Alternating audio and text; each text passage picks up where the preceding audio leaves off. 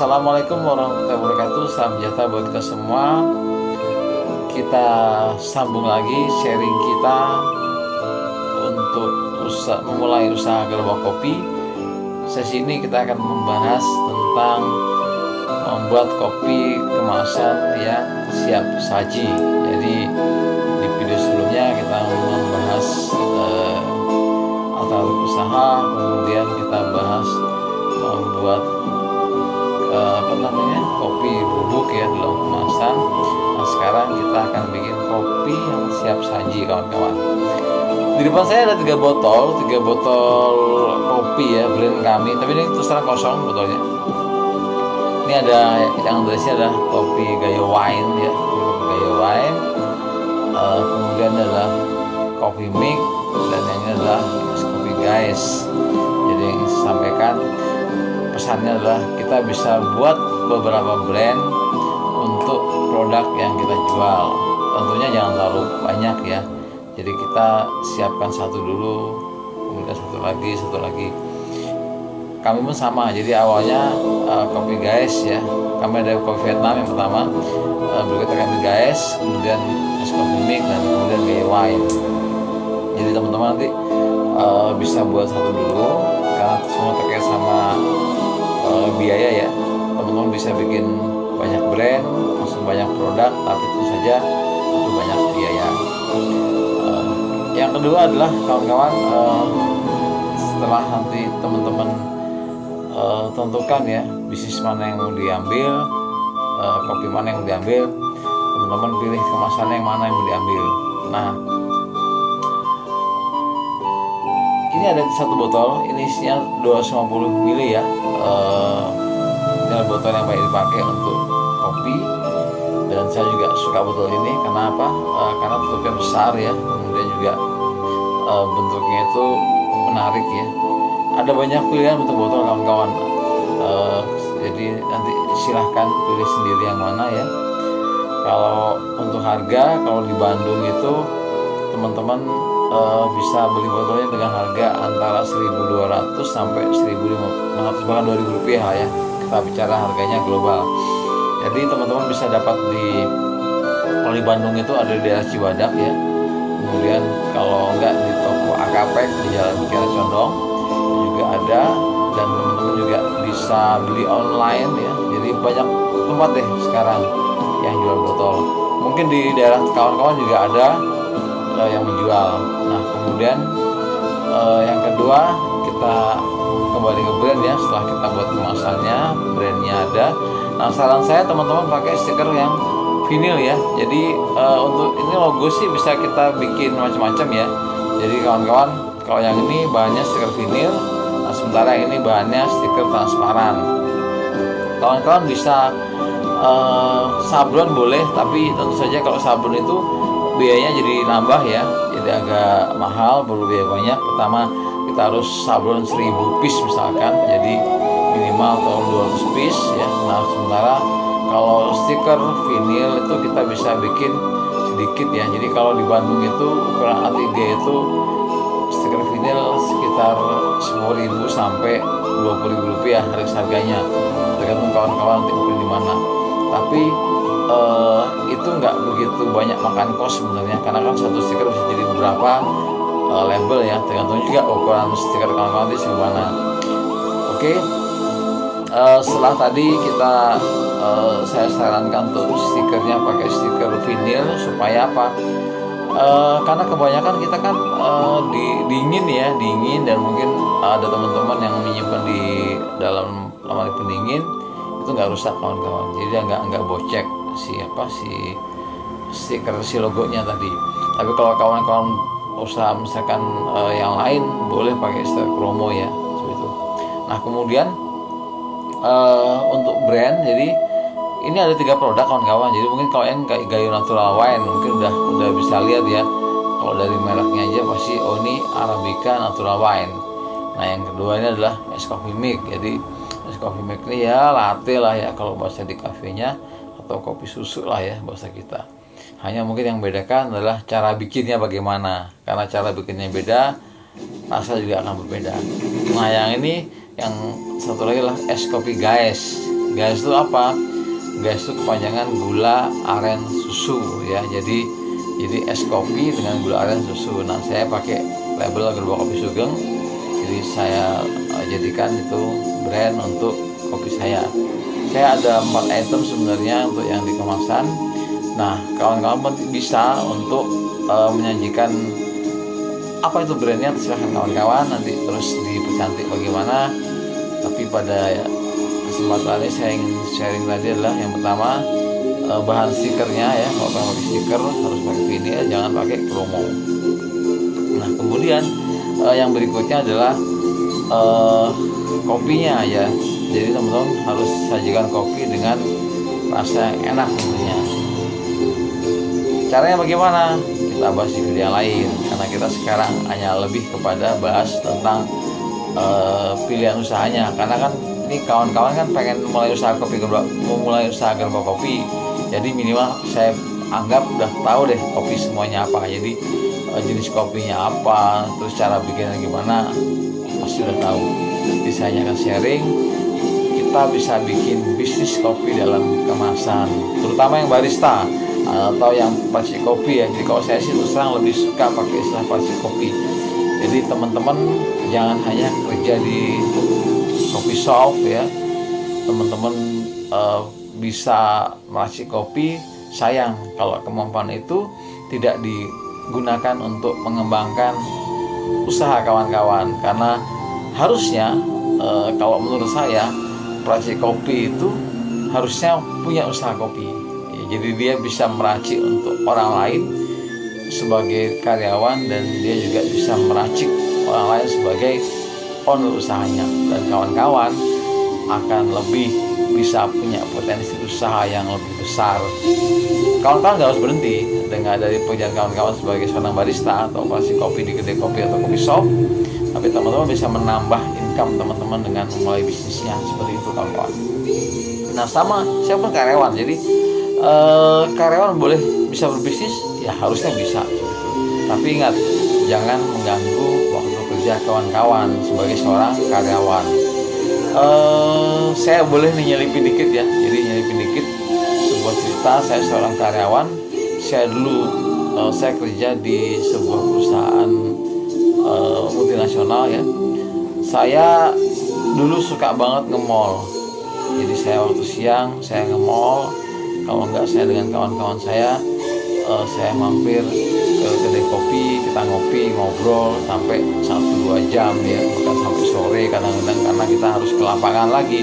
Saya seorang marketing, dan waktu itu kita pakai untuk, saat itu masih kita pakai untuk mengisi kejenuhan saat kita bekerja. Itu 1 minggu kita di rumah istirahat. Nah, 3 tahun terakhir ya, sejak 2017 saya coba rubah, yaitu saya nggak main lagi gitu. Jadi saya mencoba mendalami kopi. Jadi kalau kawan-kawan mungkin ada yang suka ke mall ya, jadi kalau karyawan jenuh nih ke mall ya, terus ke kedai kopi. Nah, kalau saya jenuh bekerja, saya baca kopi gitu. Jadi kita belajar tentang kopi, cara bikin kopi, terus kita meracik kopi di rumah. Jadi kalau ada waktu kita buat isi ya dengan kopi seperti itu. Karena kata para ahli, nggak ada orang yang ahli kopi, karena mereka juga terus belajar, karena kopi itu berkembang. Orang bisa bikin kopi, bisa bikin kopi, ketika dia punya bahan kopi yang lain, dia harus sesuaikan lagi seperti itu. Ketika dia punya roastingan baru, dia harus samakan dulu rasanya dengan yang lama seperti itu. Nah, itulah tantangannya. Jadi saat kita bekerja, tapi saat ada waktu senggang ya saya mendampingi kopi. Sekarang cukup banyak di internet, kita bisa browsing kawan-kawan. Seperti itulah. Jadi nggak ada alasan kalian yang bisa meracik kopi tidak buka usaha kopi seperti itu ya. Oke kawan-kawan, kita nyambung lagi ya. Tadi cerita sedikit, nyempilin, sharing. Kemudian tadi kita ada cerita tentang kemasannya, terus juga sekarang jualannya kemana. Kawan-kawan juga pasti udah tahu ya, saat ini kita bisa pakai medsos untuk jualan. Kita bisa pakai Facebook yang gratis ataupun Facebook Ads ya yang berbayar seperti itu. Nah, kawan-kawan bisa pakai. Boleh kalau mau sharing nanti caranya gimana, WA aja ke saya di akhir videonya, kasih sampaikan nomor email ya. Nah, jadi seperti itu.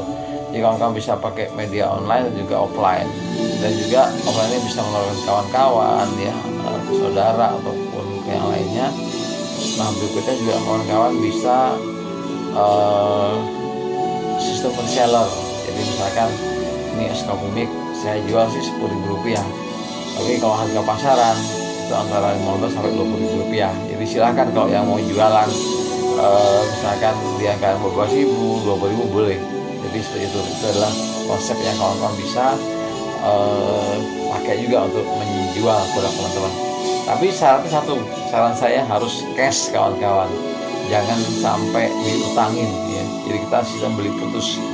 Kenapa? Kalau kawan-kawan udah ngutangin, nanti pasti apa yang teman ya, kadang-kadang nggak enak nih, dia laku 10 ya, dia baru bayar 5 dulu, numpuk akhirnya untungnya nggak ada, dan teman-teman mungkin bisa rugi juga. Nah, sehingga saran saya, kalau teman-teman nanti pengen bisnis sistem reseller, jualah dengan sistem beli putus seperti itu. Oke, kemudian kita tentukan harga jualnya, tentu teman-teman udah bisa tahu ya. Jadi prinsipnya simpel teman-teman. Berapa modal bahan baku teman-teman, terus botolnya berapa, terus teman-teman hargain nih biaya saya berapa sih satu botol ini.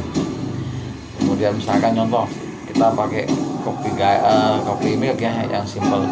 Kopi milk ini misalkan bahan bakunya, modalnya susu, kopi itu sekitar 4.000 misalkan atau 5.000.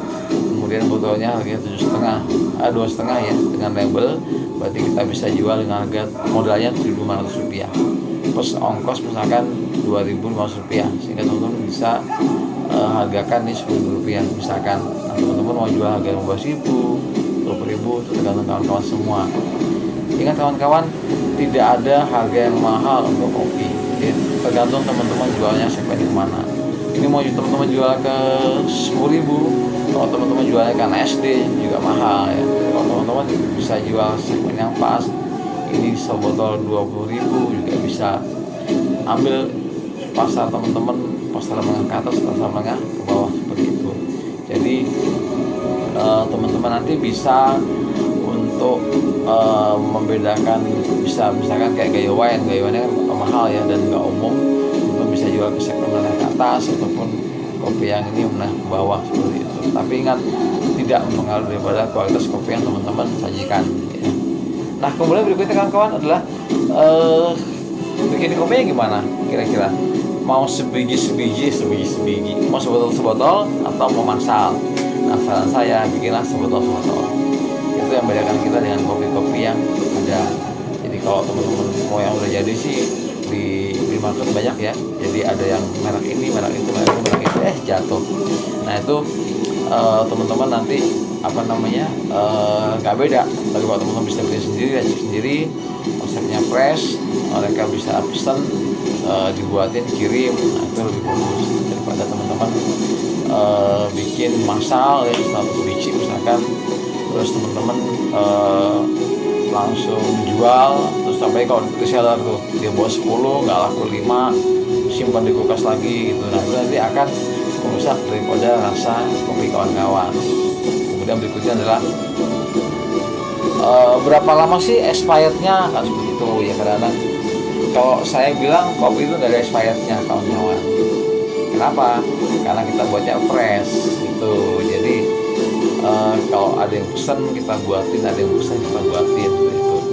Nah, terus kawan-kawan kalau misalkan pengen bikin lama ya, expired, berapa lama tahannya nih, saran saya teman-teman coba sendiri, karena tiap racikan beda ya, dan kawan-kawan misalkan bikin untuk seminggu ya, caranya gini, bikin 10 botol kawan-kawan. Nah, itu nanti setiap hari tanggalin, kemudian rasanya stabil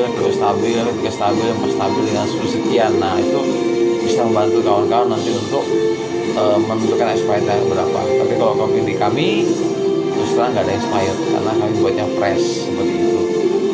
Oh ya, Mungkin ada yang nanya ya, terus tadi kan katanya karyawan, terus kerja, terus kalau ada yang kopi, yang bikin kopi, pesen kopi siapa yang buatin? Nah, saya dibantu sama istri dan anak saya terus terang untuk pengerjaan di rumahnya, jadi tidak mengganggu waktu bekerja saya Sabtu Minggu ataupun malam saat saya pulang kerja, saya baru turun seperti itu. Dan memang kawan-kawan, saran saya untuk yang karyawan, bekerja adalah kewajiban kita, tapi teman-teman bisa mengembangkan usaha kawan-kawan ya untuk mendapat income dengan tidak mengganggu pekerjaan kawan-kawan seperti itu. Nah, kemudian istri saya, anak saya, alhamdulillah bisa meracik kopi semua. Jadi kita belajar, bahkan kami sering sharing untuk cara membuat kopi yang enak ya. Jadi brand kami itu semua kami racik sendiri. Jadi basicnya memang kami dari resep yang ada ya, yang banyak kalau teman-teman browsing juga ada. Tapi ingat kawan-kawan, itu adalah umum. Nah, jadi kita racik lagi untuk komposisinya, kurangnya apa, cara buatnya gimana. Nanti yang terus kita pelajarin sehingga tadi saya sampaikan, ilmu kopi itu berkembang terus kawan-kawan. Jadi nggak ada seorang ahli. Mungkin ada yang dia ahli gambar, misalkan ahli gambar ya, saat dia main latih art misalkan, dia latih terus. Nah, semakin dia pinter, maka dia banyak variasi gambar yang bisa dia sajikan. Nah, kalau kita di kopi kemasan, kita terus terang nggak memerlukan keahlian latih art ya, tapi teman-teman juga harus belajar ya. Jadi kalau pengen belajar internet ke sana harus belajar juga. Jadi kenapa? Karena kalau di kemasan udah artnya nggak akan kelihatan ya seperti itu. Jadi kita lebih kepada rasanya. Jadi kita meracik rasa. Jadi bagaimana rasa itu bisa enak, stabil. Nah, itu yang teman-teman nanti tentu harus gali terus ya. Bagi yang belum bisa ngeracik kopi, nanti kita akan sharing juga satu video lain tentang meracik kopi ya. Jadi kalau di grup kopi susunya tuh udah ada yang kopi susu ya, yang kopi susunya udah kita bikin. Kopi susu tuh grup, jadi memang tiap orang punya cara masing-masing. Kami udah sharing di video yang lain, boleh di sharing boleh di searching nanti ada cara buat kopi susu grup. Nah, oke, kita kembali lagi. Setelah tadi kita cerita dikit tentang bisnisnya ya. Nah, promosinya juga udah. Sekarang yang terakhir, silakan teman-teman mencoba bagi yang minat. Jadi seperti itu.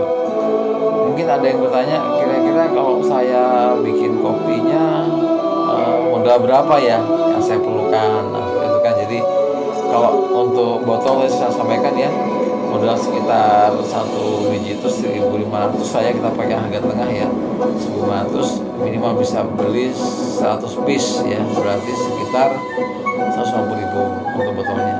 Kemudian stikernya teman-teman boleh langsung print banyak boleh, tapi saran saya sih secukupnya saja. Anggap aja teman-teman kita pakai harga yang agak mahal dikit ya, 15.000 per lembar. Jadi teman-teman anggap aja 2 lembar itu bisa jadi 40 piece ya kalau segini ini. Jadi anggap aja 30.000, jadi 180.000 rupiah modalnya. Nah, kopinya silakan kawan-kawan mau pakai kopi yang mana. Kalau teman-teman pakai kopi mik lah misalkan, itu kan dia pakai yang biasa robusta ya. Robusta tuh kita pakai aja yang agak bagus, harganya sekitar 200.000 misalkan. Berarti teman-teman bisa beli misalkan setengah kilo dulu, nggak usah sekilo, setengah kilo dulu. Kalau misalkan punya uang banyak ya belilah sekilo boleh. Nah, kalau teman-teman belum punya grinder ya langsung aja di grinder di tempat belinya. Jadi misalkan teman-teman nanti kalau di Bandung itu banyak ya yang nyiapin robusta ya, antara 100.000, 150.000, 200.000 ada juga 250.000. Nah, itu tergantung jenis kopinya dan juga mungkin rasa ya. Jadi kita ambil aja yang umum di angka 100 sampai 200 rupiah. Jadi kalau teman-teman 200.000 rupiah misalkan, teman-teman ambil setengah kilo berarti 100.000 itu. Kalau di coffee mix itu teman-teman tambahannya susu ya, susu SKM misalkan. Jadi SKM nya misalkan satu kaleng itu harganya sekitar 13.000 sampai 15.000 rupiah. Makanya pakai 15.000 rupiah teman-teman. 15.000 itu kalau yang besar ya, sekitar 455 gram. Teman-teman mungkin bisa jadi sekitar berapa ya, 20 biji enggak, sorry, bukan 20 biji. Kalau misalkan teman-teman pakai racikan 50 gram berarti sekitar 8 lah ya, 8 atau 9 botol ya. Jadi botol. Nah, teman-teman beli 2 ya, jadi beli 2 botol, jadi 2 kaleng, jadi anggap aja 30.000. Nah, jadi teman-teman bisa modal pertama adalah untuk alat dan bahan ya. Untuk kelengkapannya. Kalau alat kopi pasti kamu udah punya semua kan, udah punya. Jadi teman-teman bisa pakai basicnya, yang punya espresso bisa aeropress, bisa pakai aeropress. Kalau yang nggak punya aeropress bisa pakai vitamin drip ataupun pakai V16 ya, atau pakai French press untuk basic kopinya. Jadi kita anggap aja teman-teman nggak punya ya, nggak punya alat, anggap aja pakainya yang paling gampang adalah French press, sehingga French press harganya sekitar 100.000 rupiah lah, antara 50 sampai 100.000 rupiah tergantung jenisnya. Oke, kita ambil harga yang tengah aja, 100.000 rupiah ya. Jadi teman-teman pertama tadi beli botol 150.000 rupiah, tambah dengan stikernya 30.000 rupiah, jadi 180.000 rupiah. Kemudian kawan-kawan yang ketiga adalah kopinya, anggap aja beli setengah kilo ya, 100.000 rupiah, jadi 280.000 rupiah ya, 280.000 rupiah. Kemudian teman-teman anggap aja tambah French press, jadi 100.000, jadi 300.000 rupiah. Jadi mungkin dengan lain-lain ya sekitar 50.000 rupiah lah, kita bisa buat usaha kopi break seperti itu. Atau mungkin kalau teman-teman nge-range sekitar 500.000 rupiah ya, jadi lumayan udah bisa bikin bisnis. Aduh, mahal juga ternyata kan gitu. Aduh, saya nggak punya uang segitu. Saran saya, jangan kecil hati kawan-kawan. Jadi kawan-kawan nanti bisa tentukan kapan mulai bisnisnya. Jadi kalau yang udah punya uang misalkan 2 juta, daripada kopi shop, bikin kopi shop nggak bisa ya. Udah bikin aja sekarang. Ya kalau 1 juta itu udah longgar banget lah. Nah, kalau misalkan yang belum punya modal banyak tapi pengen usaha kopi, saran saya jangan berhutang ya, seperti itu, jangan berhutang. Jadi kawan-kawan rintis saja. Misalkan gini, kawan-kawan sekarang nih bulan September 2020, oke, saya punya penghasilan sekian, oke deh, saya akan sisihkan 1 bulan 100.000 rupiah untuk usaha kopi. Nah, jadi kawan-kawan mungkin bisa range 100.000 rupiah sebulan. Kalau kawan-kawan mau hitung aja sekitar, kalau misalkan modal 600.000 ya apa 1 juta lah gampangannya, 10 bulan. Nah, berarti mungkin September tahun